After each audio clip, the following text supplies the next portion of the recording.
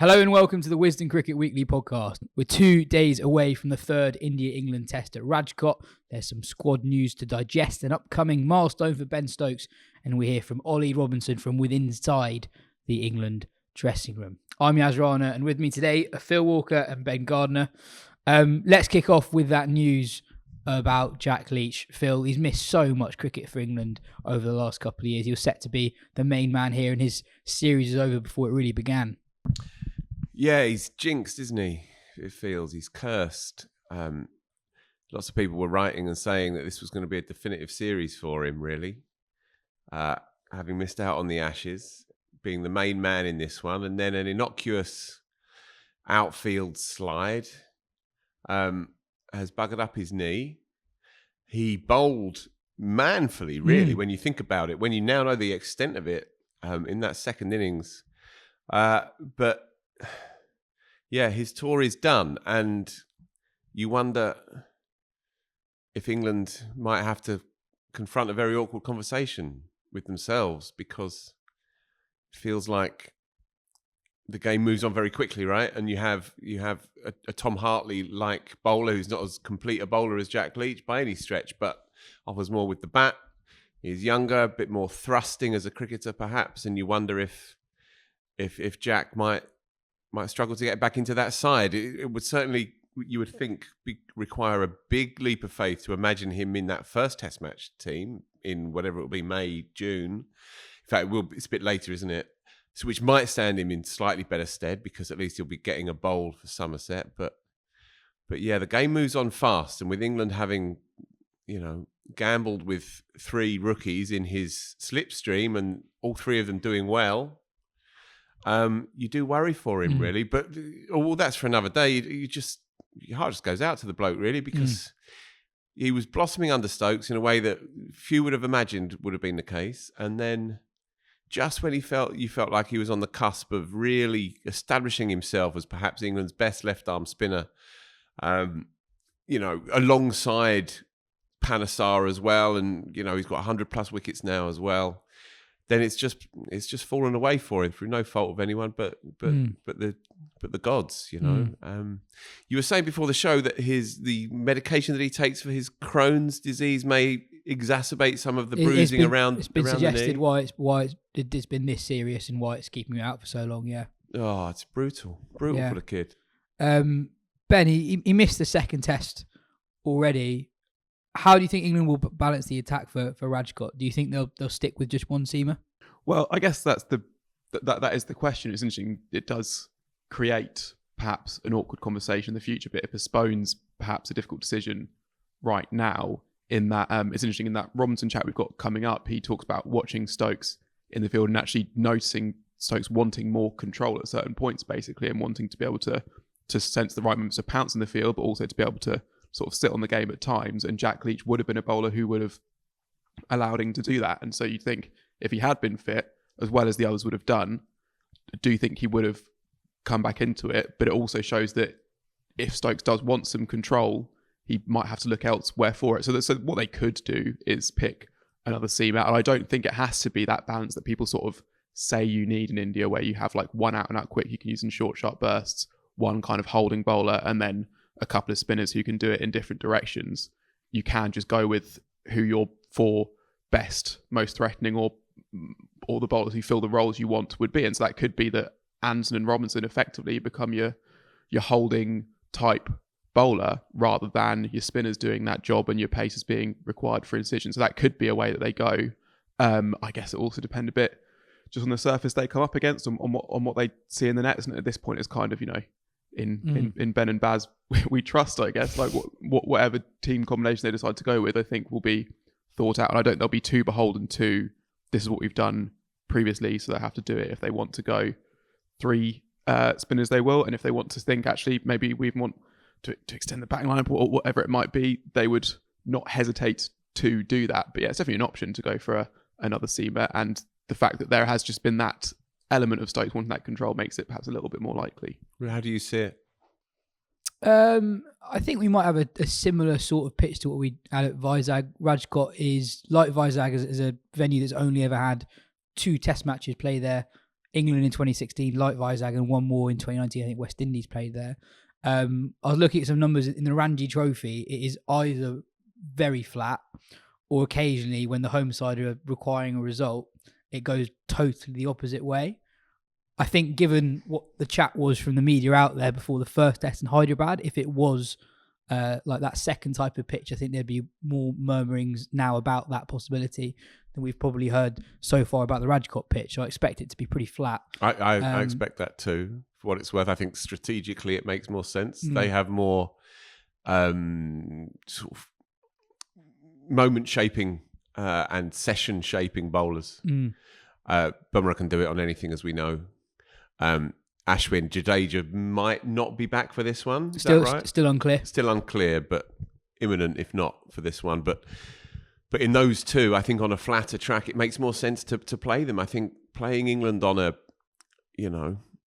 juicy one, not the right term, on a really ultra dry one, if anything, actually brings England more into the game, because if they are playing disruptive cricket naturally, and if they have this challenging, confronting approach, then I think if you're playing on a 3-day test match pitch, then I think if anything, that's helping England. It's certainly not helping the obvious virtues of India's attack, and it's not sort of prioritising their world-class players. So I would expect it to be a similar. I thought it was a really good track, as I said the other week, but it was a good track for India as well in Vizag, and if they can, wrap that one up and relay it 3 times in the next 3 weeks, and they probably would do. Definitely, and I'd also add to that I think India will think that England sort of got away with it in both first innings with the ball in both the first 2 test matches.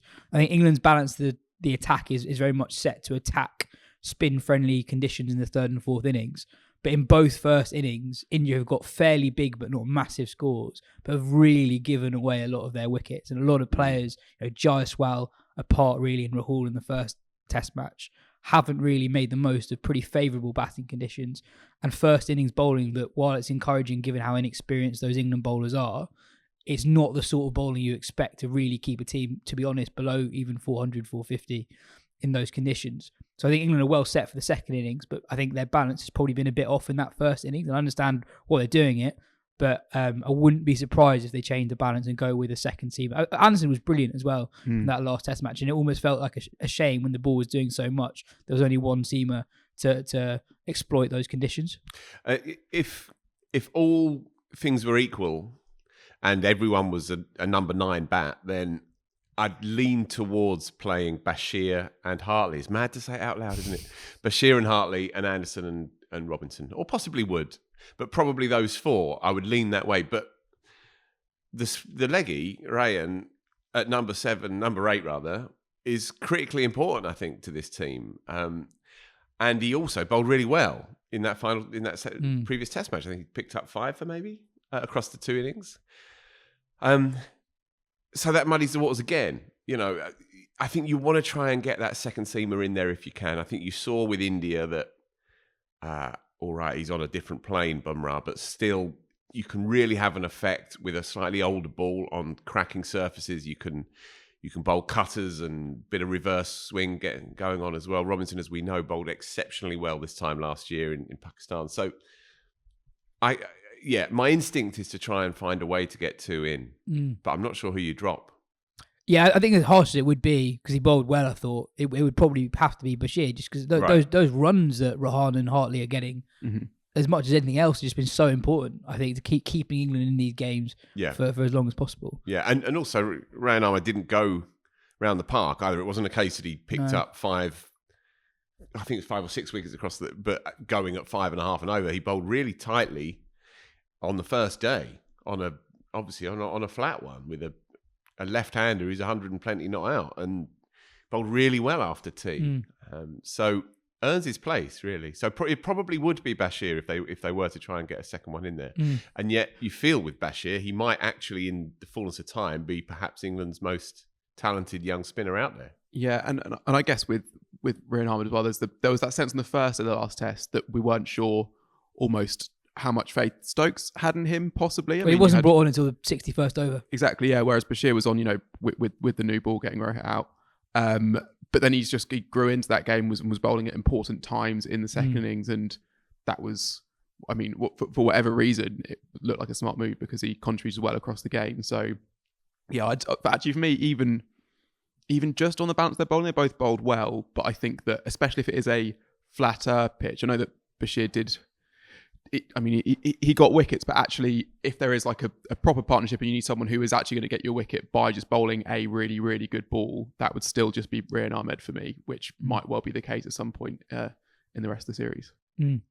Phil, Ben Stokes is set to play his 100th test in Rajkot, which I suppose gives us an opportunity. We don't really need to wax lyrical about him again. I guess even before he took over the captaincy, he'd be regarded as one of the most significant England players in recent times, and this captaincy stint so far has just added a layer that I don't think anyone really expected would go this well, even though you actually thought it'd go better than most people did going into it. I was rereading, actually, our copy of WCM just after the Caribbean tour.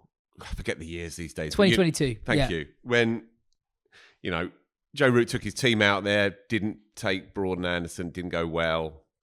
And the writing was on the wall, and we were speculating wildly, as was lots and lots of other people, by the way. We weren't alone in this. There were some left field shouts, to say the least, from some people who should know better. In this room, you had Broad, Andrew Miller, outstanding columnist, UK editor of Cricket Info. He had Broad as well. I had Stokes. You had Stokes, Ben Gardner. And one or two other people had some madnesses, which we don't need to mention. But there was always the sense that he had a lot more cricketing intelligence and kind of curiosity about the game than perhaps the simplistic image of the sort of tattooed wild man would have it. That was always evident, I think. He was always a lot more articulate and insightful, again, than the initial reputation. I think what was happening in the slipstream of the early Stokes iteration, the broken hand on a locker, the late night scraps, and then obviously leading into that Bristol situation, clouded what was actually quite a complex and very smart and intelligent person. And I don't think people really recognised that early on. I think you had to have really listened hard and watched him and spoken to him when the lights were off, and he was just relaxing to get that sense. So from that perspective, it was all there. The big question at the time when he took over was, does he want it? And he was already this sort of otherworldly figure in English cricket. And he'd said, with kind of quite clever diplomacy, he had no ambition to ever be England captain, which wasn't quite the same as saying he didn't want to do it. And obviously he was playing under Root, his best mate. When he took over... Sorry, important context is he took a pretty significant break from the game only months before he was eventually handed the captaincy as well. So for sure. For sure, yeah. And you're right, and that does cast... That did add another layer of intrigue to the whole story. As you say, he was out for 3 months for a mixture of burnout, exhaustion, anxiety issues, a kind of a form of depression, really, as he says himself. He didn't need it because the legacy was already assured, right? It was already there. The money was in the bank. The numbers were there in his back pocket. The adulation was off the charts. He had a gig for life in India every April and all the rest of it. But it's a mark of the man and the sort of enduring value of the job. I remember Lawrence Booth on this podcast, when we were talking about it, he said, you don't turn it down. Of course you don't turn it down. Someone offers you the England Test captaincy, you don't turn it down. And then we were in such a low ebb at that time that I remember that line sticking out because there was a suggestion that you might say, thanks but no thanks. That Test cricket was in the doldrums so much that perhaps we have got to a point where you can be an England Test cricketer and somebody say, where's the captaincy? He said, yeah, I'm okay actually. I've got enough on my plate. It's a mark of him and it's a mark of the power of the job, even now that he said, well, of course I'll do it. And since he has started doing it, he's thrown absolutely everything at it. What's been fascinating is that charisma takes you so far, and he obviously has that in bucket loads.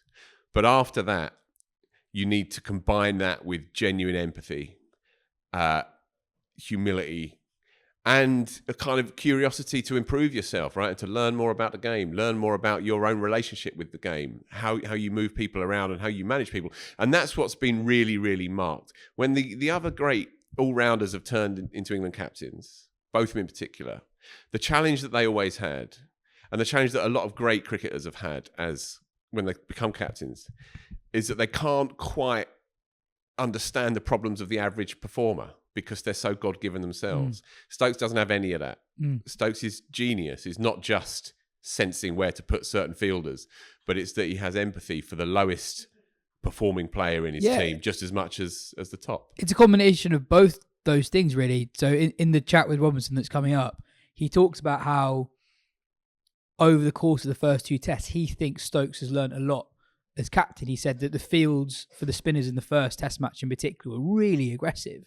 And he sort of realised that actually you can offer protection deep while still attacking with as long as you got 2 or 3 men around the bat. You're able to do both. It leaves gaps, sure, but that's something that Stokes sort of picked up.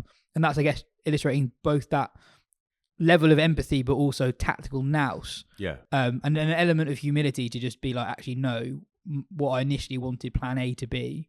And I think actually his use of Rahan sort of falls into that as well. I think he sees Rahan as someone who you only bring on at certain moments in the game, and actually when it's particularly flat and not really doing much against someone like Jasprit on day one of a test match, that's probably not when you're going to get your best use of him. But when a wicket falls, you can get 2 or 3 quickly, and he's the man to come on and do that, maybe. Yeah, and I feel like in terms of his sort of game sense and understanding of the moment, that can almost, when you're looking from the outside, you can attribute that to one of 2 things, one of which would make you a good captain of a cricket team, one of which definitely wouldn't. Like, you get some of these cricketers who are sort of almost like blinded by their own genius in a way. Like, they don't even really understand how they're doing the things that they're doing. They just kind of happen. They come back and kind of, snap out of this fog, and it's like, how the hell did I just do that? I think people would say that, like, Dennis Compton, for example, back in the 40s would have been sort of a cricketer like that, who wouldn't have been a brilliant sort of student of the game, because it was just almost came too naturally to him. But you can see in certain things, in certain of Stokes' sort of masterclasses, this thing happening. One thing, for example, was in that World Cup final, when it comes to the last ball of the game, or the last ball of the main game, and England need 2 to win, 1 to tie, and he's all of a sudden, his mind goes back to a Bangladesh India T20 that he happened to catch on the TV from like 5 years ago, thinking about when I think Bangladesh needed 2 off the last 3 balls of that game and ended up losing 3 wickets because they kept getting caught on the boundary. And he was thinking like, well, okay, so even if it's there to hit, I'm going to hit it for it. Just keep it on the ground. We get the score tying single, we get to the super over, and then go again. And that's an exceptional moment of clarity. That's not someone who's completely just in the zone and so not thinking and just letting complete sort of instinct take over. That's someone who is sort of calculating, even though it hasn't always seemed that way at certain times. There has often been a certain amount of logic there. I guess the other thing with his captaincy as well is that before he took over, there was just the doubt about how he could juggle all the things. It felt like he was in some ways the only viable candidate, and yet it couldn't be him because we knew the strains that he'd been under, and it was already a toll on him to be, the side's second most important batter and a very important bowler, that when you then add on the captaincy as well. But I guess I don't know if in some ways it might even be a blessing of sorts that the knee injury and stuff has actually meant that he's had to be a captain in the field rather than a bowler as well. I mean, he bowled a bit at the beginning of that captaincy, and there was, I remember, a brilliant spell he bowled at Old Trafford in one of the South Africa tests. But since then, he's barely bowled, and in some ways, I wonder how much that could have helped him in some sense, because he gets to just sit there and watch it and see what's going on. And we see the occasional moment of brilliance still in the field, but he is basically a batter captain at this stage. And I suppose that might be the next step will be, he says he's going to be bowling again in the summer. If that is the case, are we going to see Ben Stokes, the batter, the bowler, and the captain injury free? But still, that would bring an extra level of pressure. And luckily, he's had 2 years in the job where it's gone pretty well to set himself up for that. But yeah. Fair bit of India team news. So Virat Kohli has been ruled out of the series for personal reasons. Shreyas Iyer has been dropped not that long after he was regarded as the future of the Indian middle order, especially in Asia. Devdutt Padikkal has been added to the squad, so either he or Sarfaraz Khan will debut, you'd think, in the middle order, because KL Rahul is still not fit. Jadeja is potentially fit. There hasn't been a decision made on him either way yet, so there will be a choice between Axar and Kuldeep should Jadeja be fit. So Padikkal's an interesting selection, right? What's his first-class record like? It's brilliant recently. Yeah. So not a huge amount before the last year or so, but he's had an outstanding Ranji Trophy. I think he averages over 80 in it. What I find quite interesting in it is there seems to be a real urgency from India to sort of discover the next generation of Indian middle order players. I find it sort of amazing how quickly they've U-turned on Shreyas Iyer. I've personally had my doubts of Iyer's ability against high-paced bowling, but he'd built this reputation as being a very good player of spin, and we saw with Shubman Gill in the last Test match, you can go very quickly from being someone who looks all at sea to someone who, all you need is a good passenger player, and suddenly you get that confidence back. It can be very different. Also, what sort of message does it send when you're also looking to be more proactive with the bat if you're making decisions like this 2 tests into a series? You've already got a guy who's only played 1 test in Patidar, and now you're going to have another debutant at 4 and 5. That feels like a big call. And you've also got Pujara hanging over them. I think Rajkot is his home ground as well, so there would have been a bit of romance in bringing him back in. But yeah, it still makes that India middle order look a little bit fragile, I think. Well, it is, undoubtedly. But then the talents that are bubbling under are so vast, and the numbers are so vast, and the quality is so deep that you can afford to be ruthless. And while it feels perhaps like there's a small element that they're perhaps a bit spooked, possibly, and that they are trying to find a way around the huge gaping hole that would be filled otherwise by the king at number 4. They're trying to find more audacious ways of filling it. But, this is still India, right? This is still the monolith of Indian cricket, and they'd have been keeping a close eye on Padikkal, for example. Sarfaraz has got his mad record. I just looked up Padikkal's as you were talking. Averages 81 in 50-over cricket. From 30 games, and averages 45 coming up to from 31 first-class games, as you say, latterly playing really well in the Ranji. 23 years old, brilliant left-hander, looks like pure class when you see him open the bat 3 in the IPL. We called it up a few years ago. I remember you saying to me he'll be the first to not play first-class cricket, the first big icon of India batting, who's no interest in first-class cricket. I didn't say that. I said I'm not sure if. You probably did. No, I said. Anyway, by the by. I said I would be more surprised than for him compared to the other India superstars of that age that he'll have a long-ish Test career compared to your Gills, your Shaws, etc. Yeah. But yeah. I don't know if it's worth saying one thing on India selection is that the Ranji Trophy form is definitely important, but they play so much A cricket that it means that actually their next in line is just so clearly regimented out. So, for example, when Patidar got added to the squad to begin with, when Kohli was ruled out, people were like, why has he been elevated over Sarfaraz Khan? It was because at that stage, Sarfaraz Khan, even though he averaged 70 in first-class cricket, didn't have a brilliant recent India A record. He has since got that India A 100 against England Lions, and he's in the squad. Devdutt Padikkal also had a good series against England Lions, yeah, and then he's in that squad, and that just seems it's so regimented. And they actually play.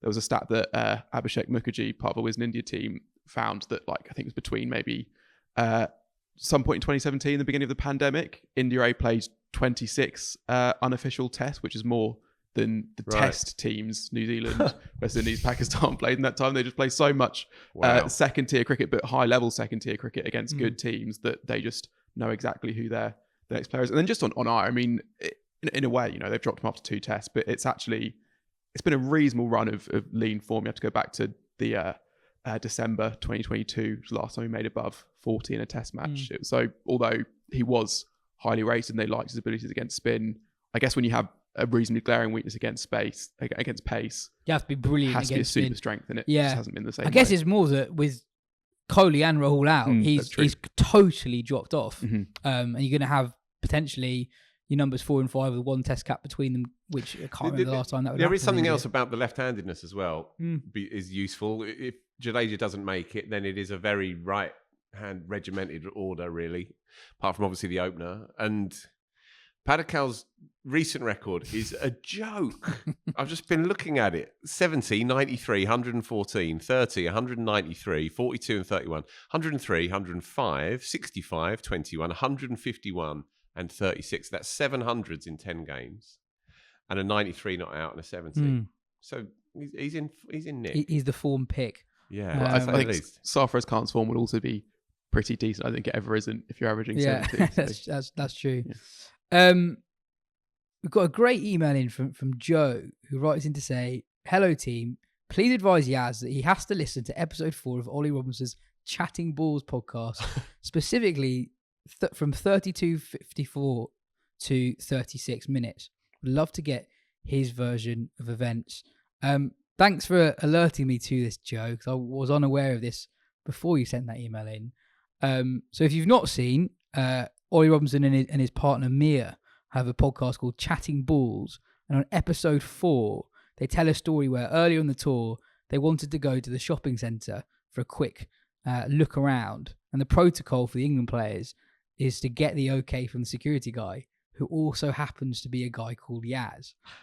I was unaware of the existence of other Yas, but was meant to be speaking to Ollie that evening that he also wanted to go out shopping. So when I get a text message from Ollie saying, "Hi mate, are me and Mia okay to walk off to the mall?" I'm thinking, wow, Ollie's really taking our upcoming chat seriously. He really wants to set aside some serious time for the conversation. So I reply, by all means, let me know when suits you for the chat in a couple of hours, maybe. By Ollie, all means, a lovely turn of phrase. It's so good.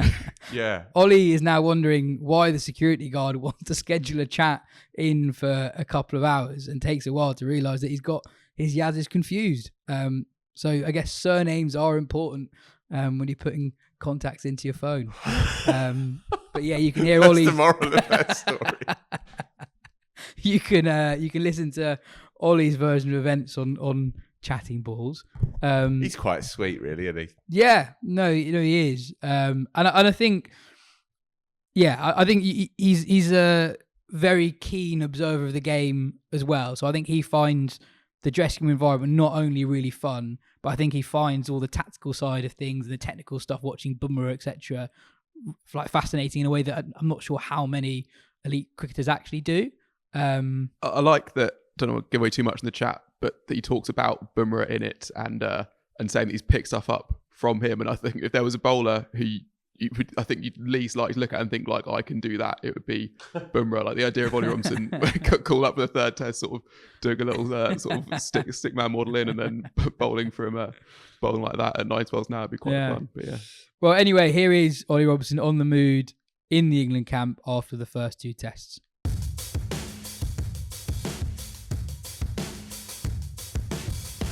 Two tests into the series, and it has probably been as exciting, if not even more exciting than anyone could have imagined. What's your sense of how it's gone so far? Yeah, it's been pretty insane, hasn't it? I think the way we came back in the first test from the 190 run deficit or something like that is just crazy, really. I mean, I don't think India have ever experienced a team probably come at them in the way that we did in that first test. The way Pope played was just ridiculous, like nothing I've seen before, to be honest with you. It almost looked like he was taking the mick a little bit, like just picking whatever ball he wanted to play, a reverse sweep or a scoop or knock it for one. And I think that gave us the confidence and feeling that even though we had it already, it just allowed us to believe it even more. I don't know how to explain it better, but it just gave us that belief that no matter what happens in a game, if we look like we're down and out, I mean, we would get, no matter if we're down and out and we look like we're going to lose, we can still come back for it. We were in the lift at the hotel on the second day, I think it was, and had a few of the supporters were in our hotel in Hyderabad, and they were saying, "Oh no, it looks like another Test series in India where you're going to get beat easy," and all those sort of things that have been said in the past. And I think day 3, we got back in the lift, and it was like, "Oh, we've got a chance here!" Like, just flipped so quickly. And I think that's the great thing about how we're playing at the minute. We can flip the game so quickly. And then we got back on the 4th evening, and the whole lobby were clapping, like celebrations, as cake. It's just such a difference in mood in 2 nights. Do fans tell you what they think during games? Are they pretty upfront? Yeah. They're feeling about how it's going. Very upfront. Yeah, it's almost like, all right, chill out. Like, we've still got half a chance, sort of thing. But I mean, they're just passionate sports, aren't they? They want us to win. They're disappointed when we don't. And it's quite nice to hear. It's quite nice to hear that we're changing the theme, I suppose, of cricket, and the fact that we can be down and out and supporters still think we've got a chance, because we do. That's quite nice for us as a team to know that the supporters aren't giving up, and they're not giving up because they know we're not giving up. I think in the past they've given up after one bad day of Test cricket, and you can feel that in the crowd sometimes as well when you're playing. Whereas now we've got that belief the whole way through. I guess compared to other series under Stokes and McCullum, I guess there was more baggage potentially coming into this series, in that, like, England have got a pretty good record against Australia at home, for example. Yeah. You've not been to Pakistan in ages, so there wasn't like memories of things going really badly, I guess, before your series. But with India, it was, we talked about it last time, the tour in 2021 was so tough.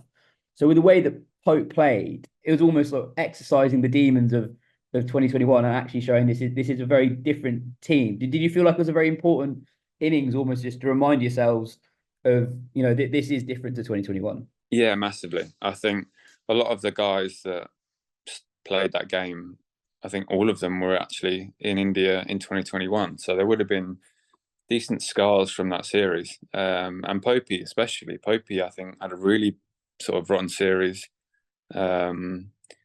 last time out. And then obviously first innings, he actually didn't look amazing, did he? He looked obviously a bit nervous, understandably. And second innings just came out and played unbelievably well, settled in really, really fast. And I noticed, actually, I think it was after the first day, the press were saying, "Oh, Popey doesn't look good, like he's looking a bit frantic, all this." And then second innings, just like a different person. The way he came out and played, the freedom that he showed, I think that shows where how we've come such a long way as a team, and the confidence that Ben and Baz have given us to, no matter what sort of has happened or gone in the past, to just go out there again and try again and have that freedom again, and not worry about innings or series before. And I think the other side of it is, you had Tom Hartley, obviously never been to India, and he has no scars, no fear.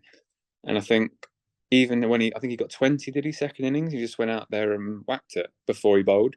And that little bit of confidence from batting goes so far when you come on to bowl. And I think those little things as a team, we're just getting on the right side of. We're just sort of picking those up at the right moments. The big moments in the game, we're sort of winning. We were winning in the first Test match. And obviously then he bowled really, really well for us in the second innings. And having someone else come in and do that hasn't been to India just gives the rest of the group a bit more confidence as well, I think, to know that we have that trust in every player in the team. Tell me a little bit about Ollie as a character, because he showed enormous character to put together that score in the second innings. But also from the outside, he was quite a young guy to be given the vice captaincy. There were a lot more experienced players in the group. So what's he sort of like in the environment? Is he someone that people look to for direction, etc.? It's actually really a great question, because when I joined the England team, or the England squad, before I actually made my debut, he was involved as well. And he's probably had the biggest glow up, if you like, I've ever seen from someone in the England squad. The way he used to play, the way he used to speak, it was very sort of someone that didn't have a lot of confidence.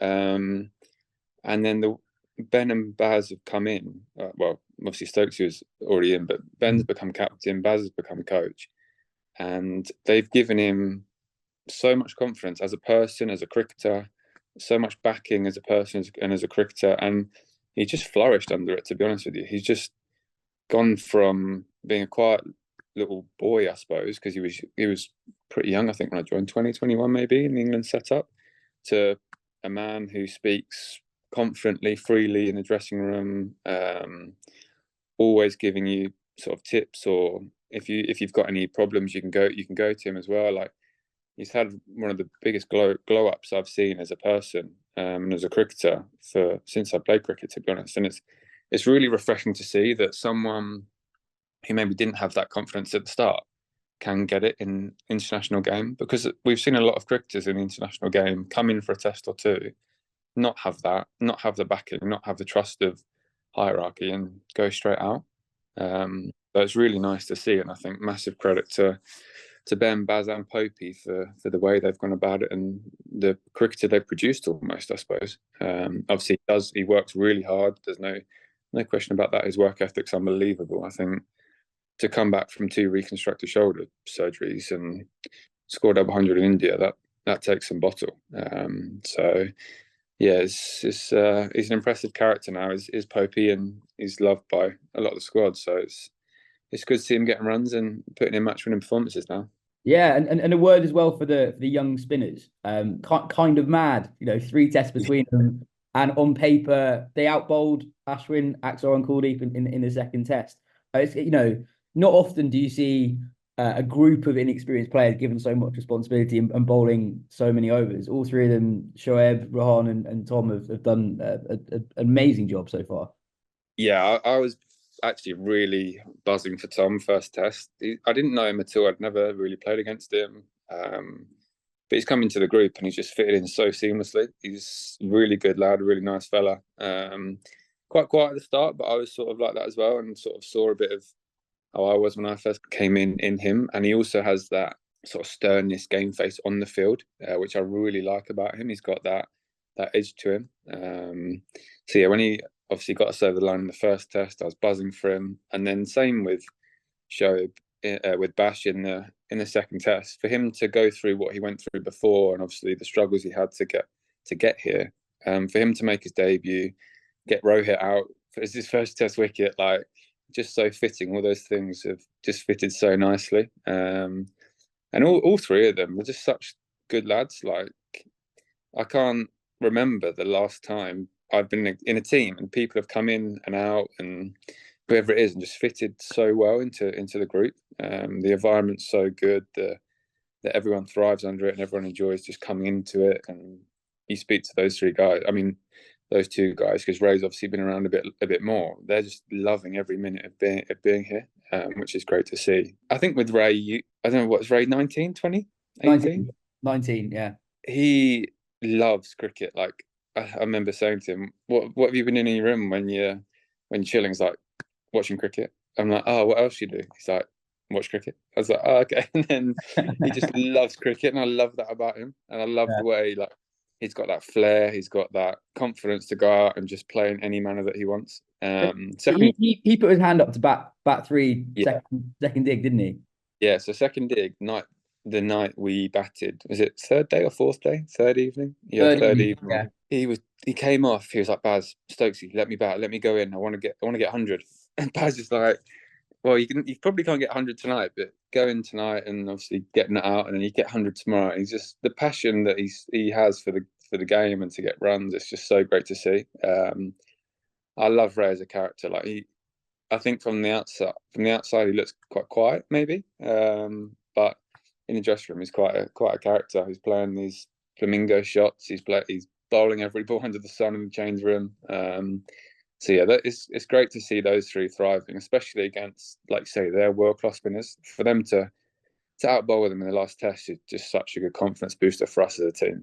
It shows that the faith that we put, that Baz, Ben, the hierarchy have put in those guys is repaid, and I think hopefully we can continue that into the third. But yeah, it's just been so different to the last India series that we've played. It's just been so much more enjoyable. I think the group that we've got, the environment that we've had. It's just great to be part of at the moment. Obviously, the result didn't go the way that we'd liked second game, but we've got all the confidence in the world that we can put it right.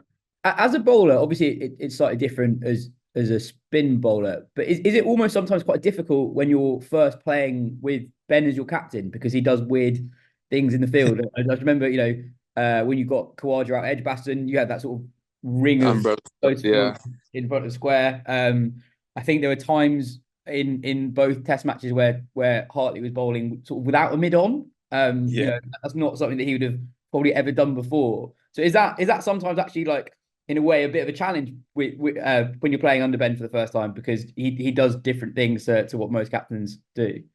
Yeah, I think so. And I actually think from not playing the first two games and watching from the side, I actually think Stokesy's learned a bit as well, because I think you saw first, I can't remember if it was first or second test I was thinking it, but his fields, maybe first innings, were really aggressive. And obviously for a young spinner to come in and have those fields set straight away, like you say, it is tough for them. They're expected to bowl the same ball every ball so that Stokesy can change the field, and with nerves and a bit of anxiety about obviously playing your first game, that's not always going to happen.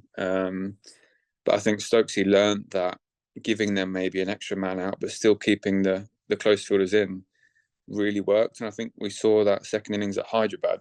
Tom had, I think, he had two sweepers leg side for almost the whole time he bowled, or a sweeper either side for right-hander, but still had like a leg slip, a short leg, a slip. And I think he's obviously only had 20 games as captain, and obviously he's started unbelievably well. But I think even there you saw another level of Ben Stokes as a captain, just to think, hold on a minute, how can I make it even better for these guys, and maybe not change the field as much and let them settle before I start changing things. So I think it's been good for both parties, really, for Stokesy to have obviously inexperienced spinners and learn a new way of going about things, and for the spinners to experience Stokesy's captaincy is going to only develop them and help them as a cricketer. So from off the field, it's been good to see that sort of thing. Yeah, and he said after the Hyderabad game, he said that people might not give him credit for this, but he's a really good observer of the game. And I think that a lot of what's sort of maybe written and said about the England team is that, it's just attacking, it's just being really, really positive, etc. But actually, so much of cricket is just doing what the conventional thing is.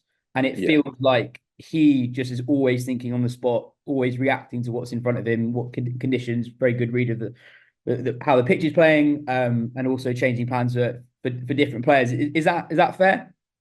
Yeah, I think so. I think there was a period actually in this last test where it must have been the third day, I think morning session, where they looked quite, I think we got an early wicket, and then it looked quite comfortable for them. And Stokesy sort of had Ringfield, one slip, couple men out. And me and Baz and Jeets on the sidelines were sort of thinking, what's going on? Stokesy's not being as proactive today as normal. Came off at lunch, and Stokesy said, I feel like not enough was happening to allow me to move the field in the way I wanted and to be as aggressive as I wanted. But when we get a wicket, we're going to strike. We're going to go for two. We're going to go for three in a row. Like, we're good. That's when we're going to strike. And I think that's just such a good example of how observant he is as a captain and in the field. Because people do think, Ben Stokes, he's Hail Mary sort of thing. He goes for everything at 100 miles an hour. But if you actually really watch him on the field as a captain and off the field when he trains and everything like that, it's very calm and calculated. And he doesn't get emotional. He doesn't get sort of too caught up in the moment. He's played enough cricket now to know that obviously potentially taking your time, making them go up 2 and over before you get a wicket is going to benefit us more than going Hail Mary. They could score at 5s, the game could get completely away from us. So yeah, it's really good to see. And for me, as someone that loves that sort of thing, it's great to watch as well, because it only educates me more, and I'm sure other players would say that as well. Obviously, the turnarounds have been a feature of the series. What's the chat like after the second innings of both games? You come around from 190 runs in the first game, and in the second game you walk off on day 3 and you've got 400 to chase. No one's ever come close to doing that in India before. And you got Shuman Gill on the opposition saying it's 70-30.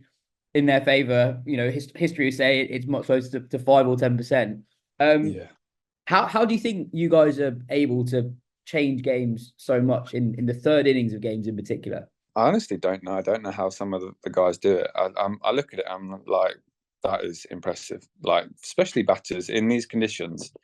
I'm like, Popey's knocked still today. I'm like, how's he done that? How's he, like, he did short leg for 100 overs, went out and got a double 100 over the course of a day and a half. I'm like, that is serious, world-class performances.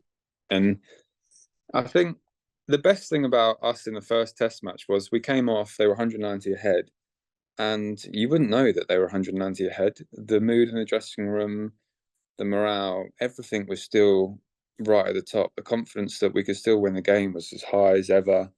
And I think that's such a good note for any team, really, is you can always turn a game around as long as you believe it. It's the moment you stop believing is the moment then when you've lost the game. And I think Ben and Baz and Popey as well, they all of them believed that we could still turn that game around. And all the chat was, how many do we need to set them to so that we can win the game? It was never right, let's get to their lead, let's get level, and then how many, like, it was all about how many do we need to win. The whole conversation, every conversation was like that, and it just shows that you don't have to think negatively when you're behind the game. And it's actually such a cool dressing room to be a part of at the moment, just to have that mindset in every single game. I mean, the second game we need 399, and like you say, Shubman Gill's come out and said we've got 30% chance of winning, and a few of the lads read that and laughed. They were like, never. I mean, especially Jimmy, because obviously he's been here so many times, he's played India so many times. Never has he seen an Indian player come out and say something like that. You just don't hear that from an Indian in India or Australian in Australia. You don't hear those sort of words come out after the day's play. So I think that also gave us confidence that they don't think they can win. That they know that we can win this game. So yeah, it's pretty cool to be a part of. I'd love to be able to show you sort of camera work from inside the dressing room and what it's like, but it's just really, really cool to be a part of at the moment. Yeah, I mean that's a Netflix show I'd definitely pay money to watch. You guys are very positive publicly in terms of what you say. You know, it's a very consistent line almost. You know, when Jimmy comes out on the same evening and says, you know, we'll chase 600. You know, it's something along those lines. Like I'm reading that and going like, what? You know, Jimmy's played 180 test matches. You know, you sort of, you know, you're aware of what his views on the game are, etc. And you're almost seeing a new side of him, and he's 41. How important is just almost the consistency in what you're thinking as a group to sort of allow you to be that positive on the field?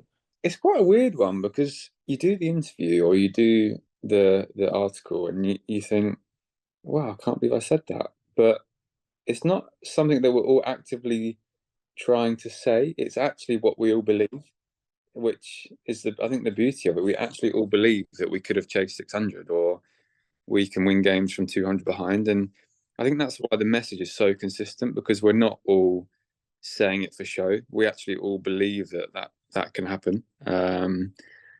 And because every single player in the squad, every single guy in management believes it, that's all the conversations ever are. It's always, we're going to win. We're going to chase it. We're going to do this. Someone's going to go and get 180. I think before the last innings at Vizag, there was about 3 or 4 of us almost within 5 minutes said, Zach's going to get 180 today. Like, he was on probably 5, and we're like, he's going to get 180 today. It's just, we all feel that something special is going to happen every time we're playing at the moment. And it's just, yeah, it's magical really to be a part of, to be honest. Yeah, I mean, there'll be some people listening to this who'll be like, well, it's 1-1. You know, you guys lost that game, and they'll be sort of like, and there's a perception of almost like how aren't they missing the point if they're being this positive after defeat? What would you sort of say to that criticism, I guess? I think for us, the message that keeps coming from Ben and Baz is the results are irrelevant to us. It's the way that we play. Yeah, the way that we're playing and the brand of cricket that we play is how we want to be seen and perceived. So whether we chase it or not, we're not really that bothered. We just want to entertain and show people that this is how we're going to play cricket. And we want to show teams around the world that this is how we're going to play cricket. And this is how we're going to keep Test cricket alive, by playing this way. And I think so many people have said to me that never liked cricket. How good was that? Like, how good was that game? They're getting up at 4:30 in England to watch a Test match in India, and they don't like cricket. And that's just shows how good the way we're playing is for people that don't like cricket to get up at 4:30 before they go to work at 9 and watch it. It's just amazing for us, and that's the message that we keep getting sort of put onto us, is just keep entertaining, keep being rock stars, keep trying to pull off the impossible, and keep believing that. So whether we lose every game in the series now or not, for us it's about the way we play and the message we're sending around the world to people, and how we want to play. And I think that's really special for us to be able to do that as a team, and to leave our mark on the game of cricket. This is how we have to play. Whether we win or lose, people aren't really going to remember us for a boring draw or those sort of things. They're going to remember us for the way we played. They're going to remember Bazball for the way we played the game. And I think that's what we're all aiming for as a squad at the moment, is to be remembered and to leave our mark on the game. You know, as a seamer, watching what Bumrah did in that second test in particular, what's it like seeing someone like Bumrah at work? Because he was absolutely extraordinary in the second test in particular. Great. I mean, crazy good. I think I must have said 10 times, this bloke's the best bowler in the world. Like, yeah. He got Popey out, and I was like, oh my God, this bloke's a joke. And then he got Folksy out with a slur ball. I'm like, oh my, can this bloke get any better, sort of thing? Like, it's one of those things where you watch him, you think, wow, he's good. And then he does something else. You're like, oh my God, he's amazing. And he does something else. And you're like, can you do anything more? And as a bowler, me and Jimmy were speaking about it after the last game, to watch him in India apply his trade is really special, because we obviously come to Pakistan, India, Australia, all these overseas series that we play, striving to put on a performance like that. So to see him do it is really good for us as players to learn from, and really special to watch. So yeah, credit to Jasprit at the minute. He's extraordinary. I think, is he world number one across all 3 formats at the moment? Not at the moment, but he has been number one in all 3. Yeah.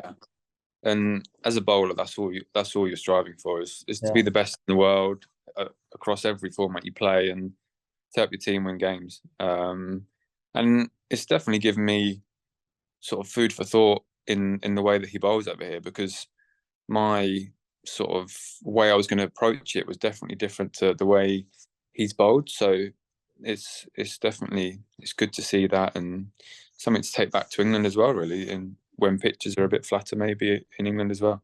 What sort of things from what he does have you sort of picked on that you might implement in your own game?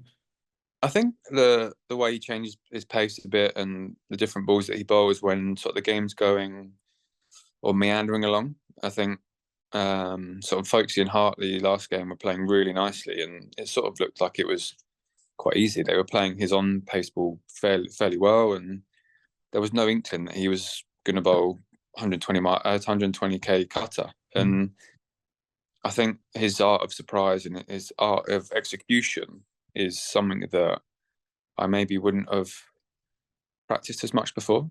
Obviously, I practiced smashing the top of off stump, really, and trying to move the ball either way. Never really thought about my T20 skills in a test match that often. So it's things like that which I thought, oh, maybe I could sort of practice that for test match, and practice a Yorker to bowl on tap, I suppose, whenever you want, because his is literally on tap. He can bowl it whenever he wants, and seems to clear the stumps up. So yeah, it's things like that which have sort of stayed with me over the last couple of weeks. I actually practiced with Paul Collingwood in Vizag, the slur ball that Chris Wokes bowls. One where it's not a knuckleball, you just sort of lock your wrist and come under it. It's a little bit slower, it swings a little bit, and just sort of adding those extra things to my game from watching Bumrah bowl, really.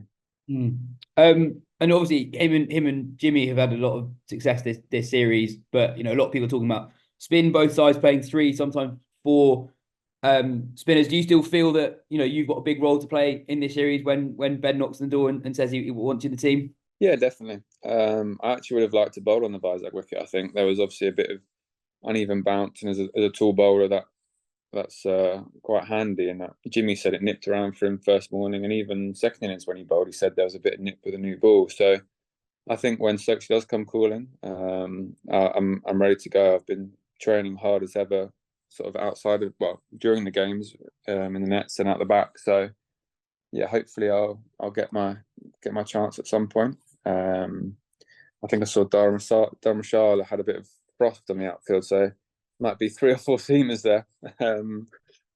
So yeah, we'll see. But no, it'd be good to play and make an impact, and hopefully win a game of cricket for England again. Yeah. And just finally, speaking on Sunday, the news that Jack Leach is going to miss the rest of the series came through today. Yeah, just a word on Jack. He's had such a horrendous run with injuries and illness over the years.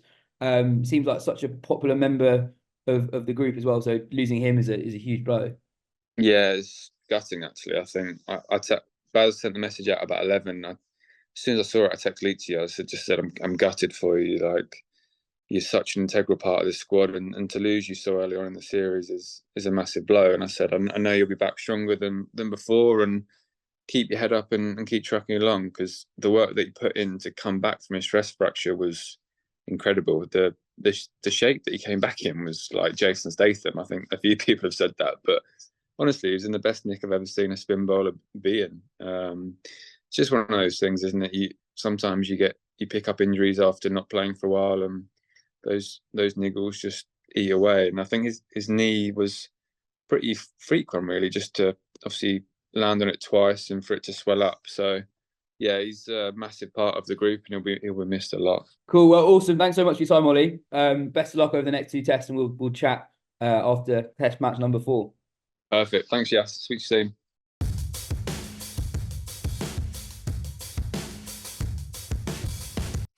England have announced a couple of squads for their white ball tour of New Zealand. You'll remember that a couple of weeks ago we talked about how the first few games of that tour clashed with the end of the Women's Premier League in India. The uncapped batter Holly Armitage is in the squad for the first 3 games, while a few of the WPL lot are still in India. There's also the inclusion of Lindsay Smith, the left-arm spinner who last played for England nearly 5 years ago. Ben, I guess the other big piece of news is Tammy Beaumont is back in the T20I squad and is set to play a first T20I in over 2 years, which feels like a very long time for a player of her record. Yeah, and I guess we'll be sort of trying to work out what the actual England sort of pecking order first choice team is, because there was even a suggestion that when Beaumont wasn't selected after last summer, that was still because England was slightly in kind of fact-finding mode. I think John was saying that she's in great form, which is great, but we still do know what she offers. We know that she can do international cricket. We want to find out about some other players. And so now she's back in.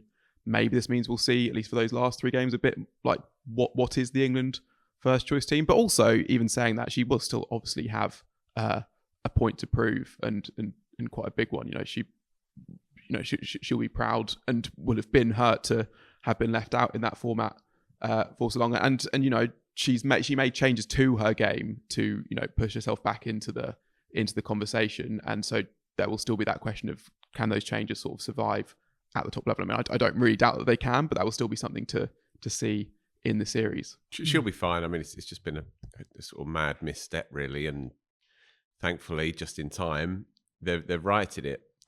She's the most complete batter in the English setup, and proved. All right, perhaps, yeah, excluding that, but at the top of the order, she's still the most complete player, and expanded her game as required, as you say. She's a standout player in the 100 last year, and it was just an odd one, I think. And the more that John Lewis defended the position, the flimsier the argument became. So I'm glad that they've gone back on that. No Izzy Wong in any of the squads? No, No, I guess she's not really been involved for a while. So, when people... Not in the A squad either, though, I noticed. Yeah. So perhaps they're just giving her a bit of extended time away from it, try and maybe iron out a couple of kinks in the action, and maybe it's been such a meteoric rise for her. Perhaps that's an element of it as well. Yeah, definitely. Ben, the ECB showed some compromise in putting together this group for the New Zealand tour. The same cannot really be said for Cricket South Africa in their men's side that's currently in New Zealand for a 2-test series. They were trounced in that first test match with an incredibly inexperienced side. The vast majority of the team were in South Africa for the SA20, but crucially not all of them were actually playing in the competition. We've talked before in quite a lot of detail about why South African cricket is prioritising their domestic T20 competition.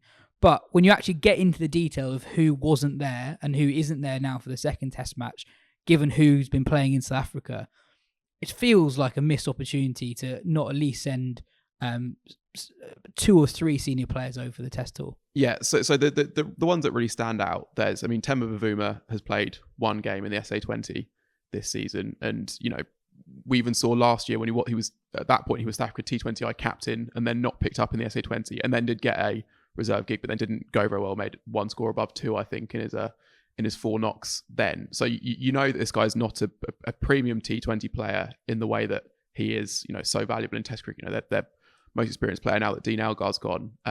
If you're looking then slightly further down, there's Sarel Irvi, who was not fully in the Test reckoning for that series against India, but had made 100 on their last trip to New Zealand when they were similarly trounced in the first Test, and then came back to win the second pretty convincingly. He made some runs over here as well in the Lord's Test. Yeah, so a useful player and just someone who's been there, done it a bit. And he just didn't play in the SA20. Didn't play a single game. No, had a contract but didn't play. Crazy. But then you've also got the fact. I mean, that the SA20 final even was was Saturday, and the second test started a few hours ago. So Keshav Maharaj, for example, played in that final and is now playing in the Bangladesh Premier League. But they couldn't think, oh, maybe we'll fly him out for the. And then the guys who were knocked out in the group stages, you've had among them Kigisa Rabada, Carl Verena, who's the usual test keeper, Ryan Rickleton, who's been in and around, was the leading run scorer in the SA20, but knocked out at the end of that week. That was while the first test was still going on. You could definitely have flown those guys in, and then you have a second test 11 with 5 reasonably experienced guys in there, and definitely and there's not even the sense that these are like that this is going to be that useful a blooding experience. They have put up a bit of a better fist in the second test so far, but the head coach between the 2 tests was saying some of these guys are quite a long way away from being good enough, and they're just actually kind of waking up to what the harsh realities of it is like. And it's like, well, it could have been a bit better, and most of the time you see this in other formats, that there is just flexibility that there just hasn't been. And England played a ODI in Australia, and the next day you had Vince and Moeen were playing in the UAE. This sort of thing happens quite a lot. Yeah. Joe was in the squad for that first game of the Ireland series and then leaves, and it's not like the guy who's missing out for Joe Root in that first game is at all annoyed, because they understand that, well, the guy's better than me is available, so he comes in and plays, and that's fine. Yeah. Yeah, it's an all-timer, this. I just hesitate to give up completely, because this was agreed a couple of years ago. The SA20's dates hadn't yet been fully established when they'd agreed to these test matches in this particular part of the calendar. All the talk around from CSA has been that this is a one-off, and clearly they could have shown a lot more flex, as you say, and it's scandalous that the test match captain, who's played 1 game and didn't even really play last year either in the SA20, is not leading that team. It's a scandal for sure. All I would say is this: if this is a one-off, then I can just about suck it up. But time will tell. Time will tell whether these kinds of things repeat themselves. Seb asked, can you guys talk about the piece Matt Roller wrote on ESPN Quick Info about the current state of franchise players and leagues? So this was a piece that Matt published today, basically outlining that in this block of the calendar in January and February, where you've got up to 5 different T20 leagues, there are certain situations that are on paper absurd, where a player stands to earn more money if his side gets knocked out in one competition so that he can become available for another one that's still going on. He doesn't suggest for a second that players, lower their performances so that can happen. But you have this situation crop up all over the place. Players vanish from one competition as soon as they're knocked out, they're appearing in another. And you also have a situation, I guess, where this has existed for a long time in T20 cricket, in that squads are just so changeable. Ben, you read the piece. What did you make of the points he made? Yeah, I mean, a really good piece pointing out an important sort of discrepancy, and this is all linked. Well, this is linked to the Safra situation as well. In that, I guess fundamentally, what you have is a game that has just been allowed to kind of sort of grow and sort of sprout off limbs completely unchecked and unregulated without any sort of plan. Which is why you have, and it's not just about competitive integrity. It's like for the BBL. You have the fact that there was one overseas player playing in finals week, whatever it was, because everyone's just gone off to a more lucrative thing elsewhere, and there's no way to stop them really. And actually, players will want to be, winning trophies, and fans will want to watch things that are, that have competitive integrity. And it just needs people to sit down and work out what the things we actually want.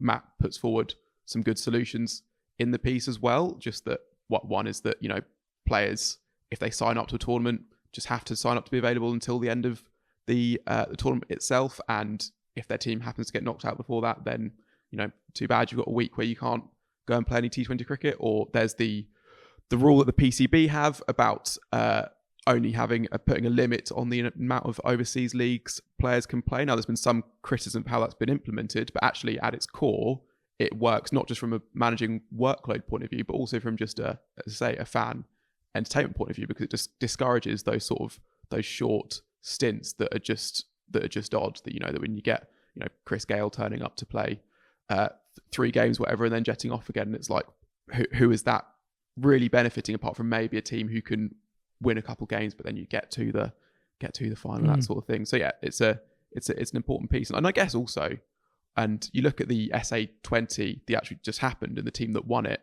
and it feels like how they built their team was actually around availability, basically. They didn't go for the star names. They had some conditions-based picks, but crucially, players were going to be available for the whole thing. And then that's one of them. A lot of counter-championship regulars rather than... I mean, it's a victory for not just Sunrisers, Eastern Cape, but also the county championship. Adi Burrell, the Hampshire coach in charge, they've gone back-to-back now in the first 2 years of the SA20, and they've got Simon Harmer, Liam Dawson, Dan Worrell, Tom Abel, Dowd Milan, alongside Marco Janssen, Tristan Stubbs, and Aidan Markram. So yeah, I guess we see it in England as well, that teams increasingly value availability when looking for overseas selections. If you're wondering what a couple of English players have been up to since leaving the SA20, very good day for Will Jacks and Moeen Ali for the Camilla Victorians in the Bangladesh Premier League. Jacks whacked 108 not out of 53, and he also took 5 catches. Moeen hit a very quick 50 and then finished the game off with a hat-trick. So he took 4 for 23 as well. So they'll be talking about that for years. Talking about that for years. I guess this is what is possible if you're allowed to leave competitions early. Elsewhere, Pathum Nissanka became Sri Lanka's first ever double centurion in ODI cricket in an amazing game against Afghanistan. Afghanistan was something like 55 for 5 before Nabi and Asmatullah put on 242 for the 6th wicket to keep it interesting. Nabi becoming one of ODI cricket's oldest ever centurions in the process. South Africa registered their first ever women's ODI win against Australia. Cap had a brilliant all-round game, hitting 75 and taking 3 for 12. The two teams face off in a test match in Perth that starts on Thursday. Elsewhere in Aussie cricket, Australia won the Under-19 World Cup, beating India in the final. I don't know about you guys. I didn't follow this tournament particularly closely, but it looks like Australia have got an exciting batch of quicks in their group. I guess you got to go some way to beat India. India sort of dominate these competitions, always in the final, seem to normally win it. It was a great tournament. The two semi-finals especially were both absolute classics, especially the Pakistan-Australia game where Pakistan almost defended a low total, and then the last wicket pair put on 16 to win, and an inside edge of the boundary off the last ball of the 50th over, where Pakistan had just had to bring a fielder up because of being behind the over rate. Oh, wow. And that guy would probably been back on the fine leg fence, so they could have kept it going for a few balls longer. But yeah, that was a great game, and India scraped on by 2 wickets in their game as well. So yeah, I watched a little bit this tournament and enjoyed what I did watch. So if you had to pick out a player, South Africa, well, it's named player of the tournament, so it's not difficult. But South Africa's Kwena Mafaka, just first game was just bowls left arm fast and like Yorkers, and just and that's very, very fun to watch. yeah, and he bounced out one of the Indian openers with the first ball of the semi-final as well. Only 17 years old, was the youngest person in the IPL auction as well, so he's one to keep an eye on. England's under-19s team rarely bother the scorers, do they, in this tournament? Semi-finalists last time, or finalists last time? But that was pretty much a one-off. I was looking through the records. So they won it in 98, but that's the last time. And they did well last time out. I think it might have been Jacob Bethel's team. Yeah. They always produce some decent individuals, but every time they rock up at the under-19s World Cup, it always seems that they're slightly behind the other big boys, you know. And the Australians are all sort of half a foot taller and half a foot wider as well. Yeah, and the most developed quick that England had, we hadn't heard of, and we thought, oh, he's an interesting looking bowler. And turns out he's got a deep, broad South African accent, and so I don't know, the heart did sort of sink a tiny bit. Yeah. In South Africa, watching the South African hosted under-19s World Cup. Yeah, I guess. But you know, it's all fair game. Of course, it is. I guess also England definitely had a slightly different attitude to this tournament to what I think they've had previously. In that, I don't think they've picked the most complete 11, 15 players who are age 19 or under. I think they've identified players who they think have the highest ceilings in the long run. I don't have the stats to back this up, but that looked like the youngest squad that they've ever picked on paper. Obviously, Farhan Ahmed, Rahan's younger brother, who's only 15. England don't pick 15-year-olds for under-19 World Cups historically. Even some of the players who played a bit of pro cricket already, Hamza Sheikh, for example, he's only 17. Few 16-year-olds in there as well. There was the leggy who took... Tazim Ali. Ali at so he was the standout player for England. Yeah, and he took 7 for 29. He's only against West Indies, I think. Maybe against someone else. Against Zimbabwe. Against Zimbabwe. And he's only 17 as well. So maybe a slightly different philosophy for England in terms of how they went about selecting that squad. And I was thinking as well, in the same way that when England won the 2019 World Cup, people were talking about how the Pro 40 was what won it for them. You know, that all those players got a taste of playing a slightly higher intensity, limited overs cricket early in their careers. I wonder if when England win a 50-over World Cup in 10 to 15 years' time, we'll be talking about how important the Royal London One Day Cup was in their success. Because actually, a lot of these guys are really young and have played a fair bit of professional cricket. And whatever you think about the relative merits of the summer scheduling, the One Day Cup provides a level of cricket that for the young guys is above twos cricket. And it provides them opportunities playing against proper, serious professionals that just don't otherwise exist. I'm sure that's not the intended reason why we have the One Day Cup when it is in the summer, but who knows? When Hamza Sheikh averages 55 in the away Ashes tour in a few years' time, we might be thanking the One Day Cup. Anyway, Australia beat West Indies 2-1 in a T20I series down under. Expect both sides to be in and around the business end of this year's T20 World Cup. And Shamar Joseph has an IPL gig replacing Mark Wood at Look Now. Phil, how do you feel about that? Because the franchise world has acted very quickly, having seen what Shamar has. He's not missing any West Indies cricket for any of the franchise cricket that he's signed up for at the moment, but everyone wants a piece of him at the moment. And including you, and he politely declined. He did politely decline an interview with me this week, but that's fine. I'll get over it. How do I feel? I feel thrilled for the boy. What else can you feel?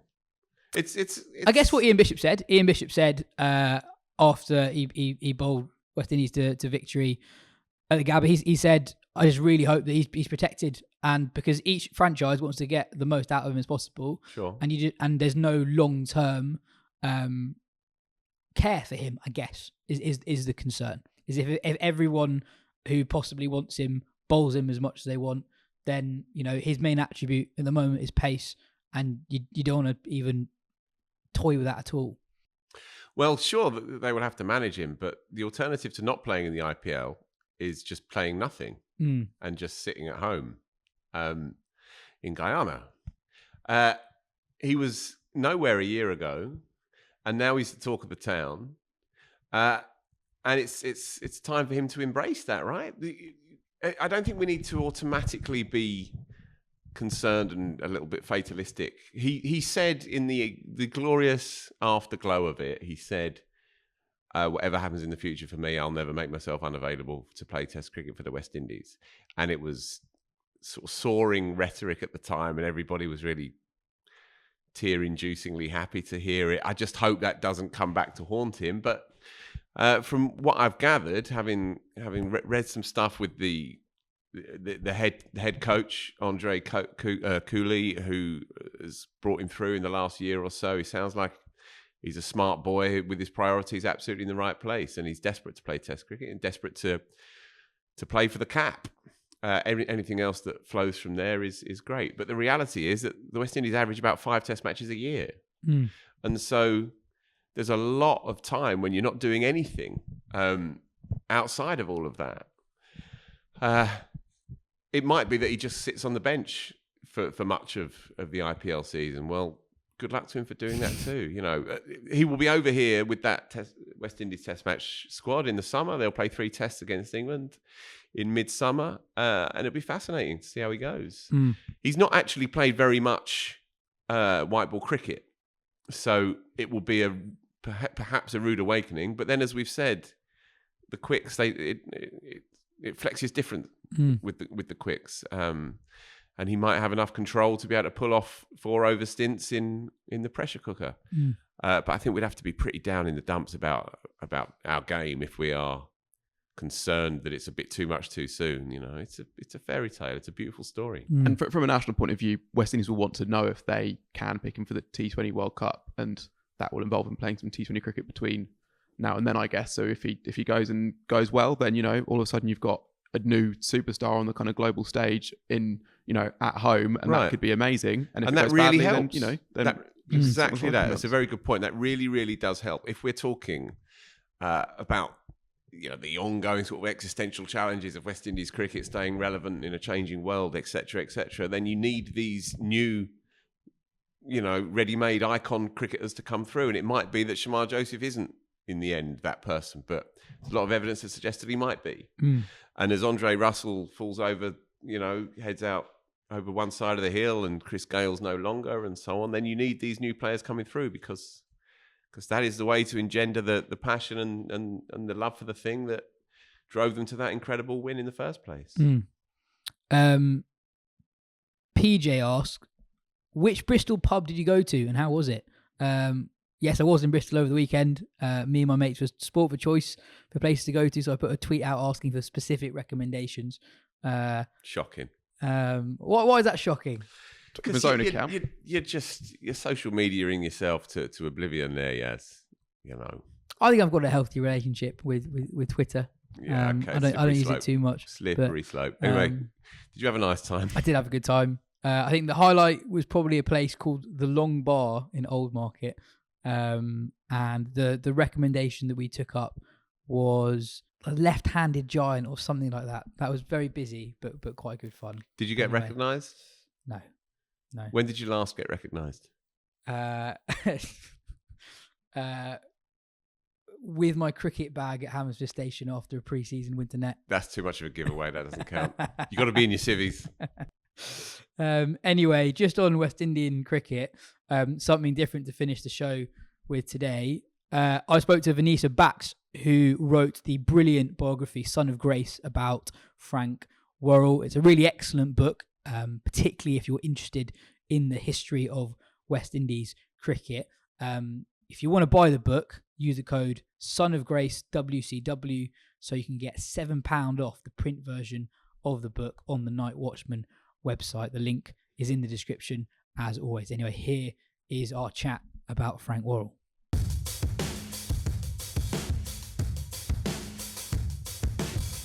listeners would have heard me talk about reading Son of Grace, the biography on Frank Worrell, over the Christmas period. I found it a very absorbing book. I could barely put it down. And I'd say it's very thorough as well. It feels like I almost know Frank better than I know a lot of my own friends. And delighted to have the author of Son of Grace, Vaneisa, with us. First of all, great to have you on. The first question is, what drew you to Frank Worrell? Out of all the West Indies greats to write about, why was it Frank that you decided to dedicate so much time into putting this book together? Thank you for having me on the podcast. I had been interested in basically the idea of West Indian identity and had done my MPhil thesis on looking at the concept of West Indian identity through the eyes of cricketers.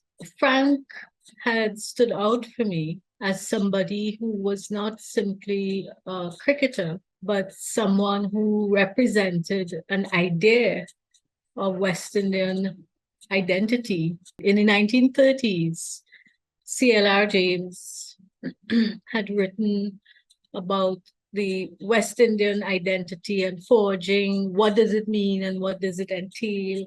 And what are the qualities that we see? The more I read about Frank, the more I thought that he sort of epitomized those qualities right through the region, right through the Caribbean. There are many monuments in one form or the other to Frank, but there's a whole generation or maybe two who don't know what he is idolized for, and they don't even know who he is. So it seemed to me that it was an important part of our history for us to look at people like Frank. So I'm someone who likes my cricket stats, and from a young age I knew about the three Ws. So I guess my question, based off what you just said, what is it about Frank that makes him so significant in the history of West Indies cricket? If you compare him to the two Ws, the other two Ws, they average more with the bat in Test cricket, but Frank's significance was so much greater on and off the pitch. Well, apart from the fact that people looked to the three Ws as being perhaps the most stylish or the most powerful of the batsmen in the 1950s on the West Indies team, they were iconic in that sense. Frank was known for his grace, his stylishness, his artistry. The other two had their own power hits, their strokes, and they were known for those things. But I think where Frank was different was in his role, in his capacity as a leader at a time in the 50s when men of color would not have been seen to be fit to represent the West Indies. And so it was a turbulent time, the 50s, in that sense of I would say power relations, but it had a lot to do with white and black and issues of race and issues of class. So Frank came along at a moment or at a time, and he fit all the qualities that had been described as the ones to aspire to for West Indian. And he knew it. And I think this is what set him apart. The 50s were a very volatile time. So I think this is where Frank was different from Walcott and Weeks. And, one of his most famous series of the Test cricketer was in Australia in 1960, 61. And we're talking, 10 days after another very famous West Indies tour of Australia. I think maybe only 10 days ago, Shamar Joseph was bowling West Indies to victory at the Gabba. I guess, why is that tour looked back on so fondly? One, and then two, what was Frank's role in that? Because reading around that series, Richie Benaud, who was the captain of Australia, and Frank Worrell, the captain of West Indies at the time, they've got a lot of praise for the sort of cricket that was played on that tour. There are parallels between 60, 61 and 2024 in the sense that they were both, if we just focus on the tied test, the first of the series at Brisbane, just as this match was at Brisbane too, 64 years later, the matches themselves were extraordinary. They were fueled by a series, to me, of events that were unexpected, that then produced performances that were, well, exhilarating in many ways to see, whether you were a supporter of the West Indies or not. This was test match cricket at its finest in both series, in both matches, I should say. I mean, everywhere, all around the world, that final 8-ball over has been celebrated, has been remarked upon for the extraordinary nature. Everywhere, this test match 10 days ago, that 7 for 68 from Shamar, a young player who had already been impressive in the first test on debut. And then you have him here come out injured. It was one of, to me, the acts of heroism that makes test cricket such a remarkable game. And it is a triumph to me. They were significant because they were triumphs for the spirit of the game. When spectators see that spirit, that to them epitomizes what cricket and what test cricket is about, they applaud it. And it doesn't matter, as we saw both times in Australia, as we saw the Australian crowds celebrated their opponents simply because they were playing cricket the way they felt it ought to be. And it was sportsmanship, it was, heroisms, it was that kind of gladiatorial kind of performances that you had to admire. And I think that was one of the other similarities, is the way the teams themselves were celebrated by the home crowds. What do you think it was about Frank as a leader that inspired that from his players, and why his leadership is regarded so highly? Remember, I was saying that he was, in the 50s, he was already a figure that represented a kind of leadership. When he was officially made captain for that series in Australia, he had already, to my mind, he had already got into his head what he actually wanted his team to be. His task, his primary purpose was to build a team. The team that had already been full, the team was full of star players. They were young, a lot of them were young, but they were not bonded as a team. They were stars, individual, stars out to make their reputations, to build their reputations. And he insisted when they got to Australia, he said, we are to play each match as if it were a test match in terms of how they approached their training, in terms of how they conducted themselves in public. In fact, that was another part of his whole motto, you are ambassadors, you are representing the West Indies, and you must conduct yourselves in that manner, both on and off the field. And so it was this rigorous focus that he had that brought the team together, because he was also a very fair captain. He was not, he was a leader who celebrated when someone did well, and he would take steps. He was not the kind who would be harsh with players if they didn't, if they didn't live up to it. But he did let it be known to them that, come on, you can do better than this. And one of the things that he did in a very different way was that when they went on tour, he said, we have been in the past accustomed on tours to separating into little bunches, little cliques.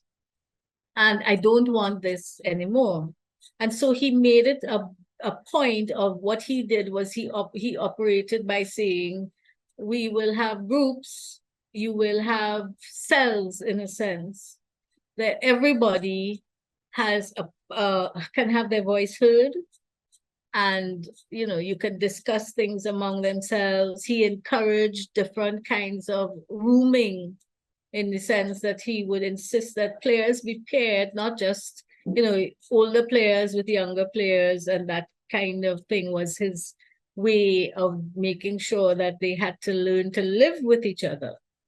And he said it, we have to live together on the field as a family, as a team, and off the field as a family.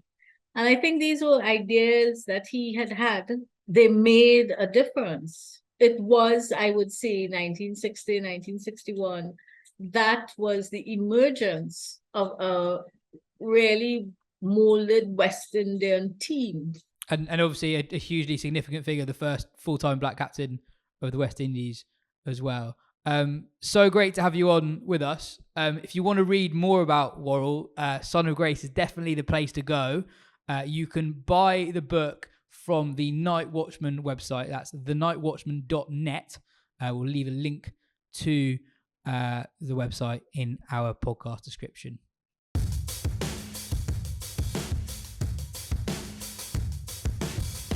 Cool. Thanks for listening, folks. We'll be back for our first daily podcast from Rajkot on Thursday.